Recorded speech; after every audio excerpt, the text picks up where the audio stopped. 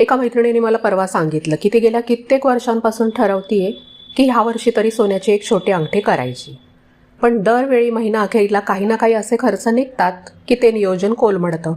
आणि मग तिला वाटतं की माझं काही चुकतंय का, मी उधळपट्टी तर करत नाही, तरी मग पैसे का उरत नाहीत.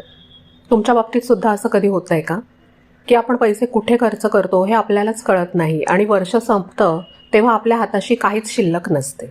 किंवा तुम्ही कधी असं पाहिलंय की आपल्याच ओळखीच्या दोन स्त्रिया आहेत, दोघींचं उत्पन्न जवळपास सारखंच असतं, दोघी एकाच एरियामध्ये राहतात, पण एकीकडे नेहमीच पैशाची तंगी असते, थोडासा एक्स्ट्रा खर्च आला की तिला कुठून तरी पैसे उसने घ्यावे लागतात, आणि दुसरी मात्र तितक्याच उत्पन्नामध्ये नेहमी शांत निश्चिंत दिसते, गरजेच्या वेळी तिच्याकडे नेहमी थोडे एक्स्ट्रा पैसे असतात.